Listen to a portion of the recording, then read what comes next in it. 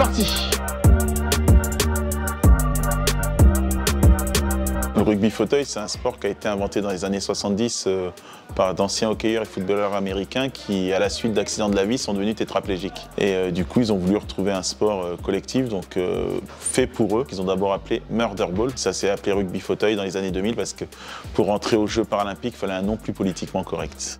La particularité par rapport au rugby traditionnel, c'est que ça joue avec un ballon rond et léger qui ressemble plus à un ballon de volley parce que avec la déficience au niveau des membres supérieurs et inférieurs, il aurait été compliqué d'utiliser un ballon de rugby classique. Ça se joue à 4 contre 4 sur une taille de terrain égale à celui d'un terrain de basket. L'objectif, c'est d'aller franchir la ligne d'en but en ayant le contrôle de la balle. On a le droit à des contacts de fauteuil. Parfois, les fauteuils se retournent, mais on ne doit pas toucher l'adversaire.